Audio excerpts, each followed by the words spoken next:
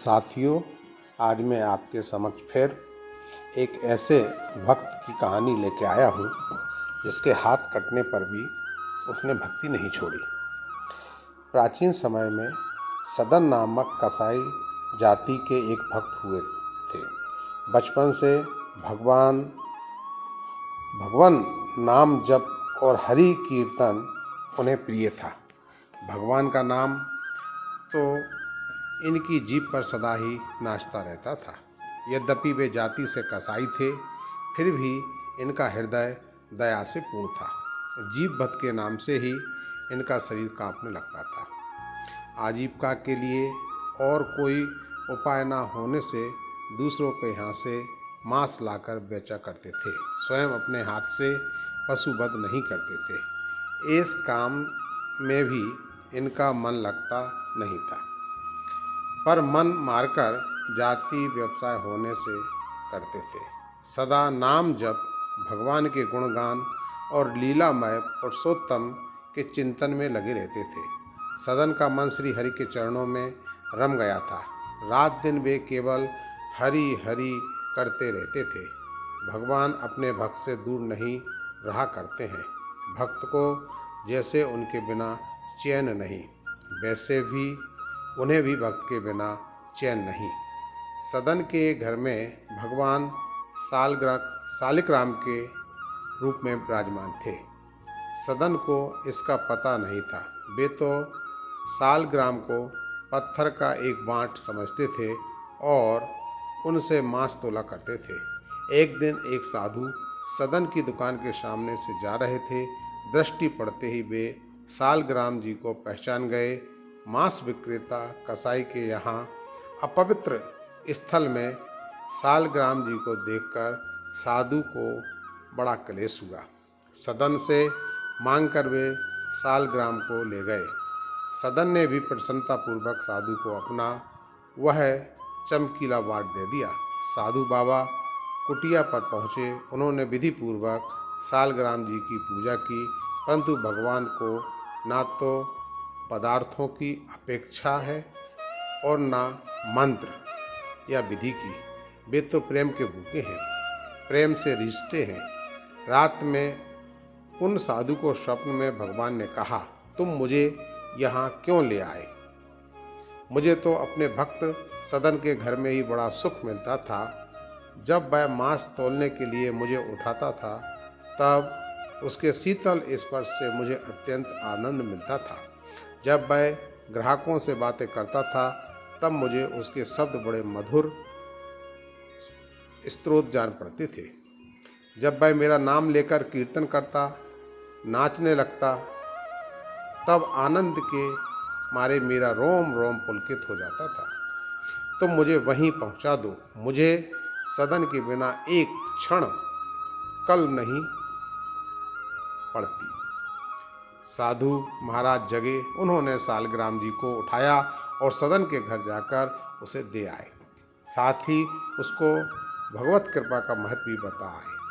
सदन को जब पता चला कि उनका यह बटखरा तो भगवान सालग्राम है, तब उन्हें बड़ा पश्चाताप हुआ।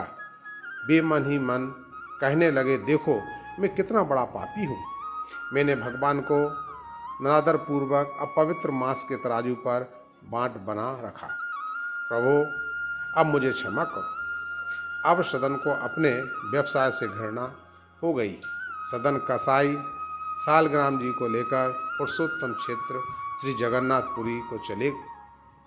मार्ग में संध्या समय सदन जी एक गांव में एक गृहस्थ के घर ठहरे। उस घर में स्त्री पुरुष दो ही व्यक्ति थे। स्त्री का आचरण अच्छा नहीं था। वह अपने घर ठहरे हुए इस स्वस्थ सुंदर सबल पुरुष पर मोहित हो गई। आधी रात के समय सदन जी के पास आकर वह अपने प्रकार की अशिष्ट चेष्टाएं करने लगी। सदन जी तो भगवान के परम भक्त थे। उन पर काम की कोई चेष्टा सफल ना हुई। वे उठकर हाथ जोड़कर बोले, तुम मेरी माता हो, अपने बच्चे की परीक्षा मत लो। माँ, मुझे तुम आशीर्वाद दो। भगवान के सच्चे भक्त पर स्त्री को माता ही देखते हैं। स्त्री का मोहक रूप उनको भ्रम में नहीं डालता। बेहड्डी मांस चमड़ा मल मूत्र थूक पीप की पुतली को सुंदर मानने की मूर्खता कर ही नहीं सकते, परंतु जो काम के वश हो जाता है उसकी बुद्धि मारी जाती है। वह ना सोच समझ पाता, ना कुछ देख पाता, वह निर्लज्ज और निर्दय हो जाता है। वह उस कामातुर स्त्री ने समझा कि मेरे पति के भय से ही वह मेरी बात नहीं मानता। वह गई और तलवार लेकर सोते हुए अपने पति का सिर उसने काट दिया। कामांध कौन सा पाप नहीं कर सकता। अब वह कहने लगी, प्यारे अब डरो मत, मैंने अपने खूसट पति का सिर काट डाला, हमारे सुख का कंटक दूर हो गया। अब तुम मुझे स्वीकार करो। सदन भय से कांप उठे। स्त्री ने अनुनय विनय करके जब देख लिया कि उसकी प्रार्थना स्वीकार नहीं हो सकती, तब द्वार पर आकर छाती पीट पीट कर रोने लगी। लोग उसका रुदन सुनकर एकत्र हो गए।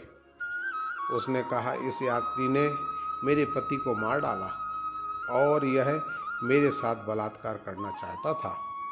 लोगों ने सदन को खूब भला बुरा कहा, कुछ ने मारा भी, पर सदन ने कोई सफाई नहीं दी। मामला न्यायाधीश के पास गया। सदन तो अपने प्रभु की लीला देखते हुए अंत तक चुप ही बने रहे। अपराध सिद्ध हो गया। न्यायाधीश की आज्ञा से उनके दोनों हाथ काट लिए गए, सदन के साथ कट गए। रुधिर की धारा चलने लगी। उन्होंने इसे अपने प्रभु की कृपा ही माना। उनके मन में भगवान के प्रति तनिक भी रोष नहीं आया।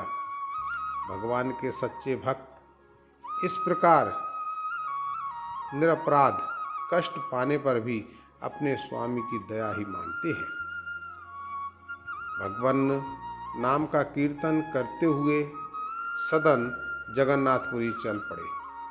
उधर पुरी में प्रभु ने पुजारी को स्वप्न में आदेश दिया कि मेरा भक्त सदन मेरे पास आ रहा है, उसके हाथ कट गए हैं, पालकी लेकर जाओ और उसे आदर पूर्वक ले आओ। पुजारी पालकी लेवाकर गए और आग्रह पूर्वक सदन को उसमें बैठाकर ले आए। सदन ने जैसे ही जगन्नाथ जी को दंडवत करके कीर्तन के लिए भुजाएं उठाईं, उनके दोनों हाथ पूर्ववत ठीक हो गए। प्रभु की कृपा से हाथ ठीक तो हुए, पर मन में शंका बनी रही कि वे क्यों काटे गए। भगवान के राज्य में कोई निरपराध को दंड पाता नहीं। रात में स्वप्न में भगवान ने सदन जी को बताया, पूर्व जन्म में काशी में सदाचारी विद्वान ब्राह्मण थे। एक दिन गाय कसाई के घेरे से भागी जाती थी। उसने तुम्हें पुकारा। तुमने कसाई को जानते हुए भी गाय के गले में दोनों हाथ डालकर उसे भागने से रोक लिया है। वही गाय वही स्त्री थी और कसाई उसका पति था। पूर्व जन्म का बदला लेने के लिए उसने उसका गला काटा। तुमने भयातुरा गाय को दोनों हाथों से पकड़कर कसाई को सौंपा था। इस पाप से तुम्हारे हाथ काटे गए। इस दंड से तुम्हारे पाप का नाश हो गया। सदन ने भगवान की असीम कृपा का परिचय पाया। वे भगवत प्रेम में बेहल हो गए। बहुत काल तक नाम कीर्तन गुणगान तथा भगवान के ध्यान में तल्लीन रहते हुए उन्होंने पुरुषोत्तम क्षेत्र में निवास किया और अंत में श्री जगन्नाथ जी के चरणों में देह त्याग कर वे परम धाम पधारे। जय श्री कृष्णा, जय श्री राधे।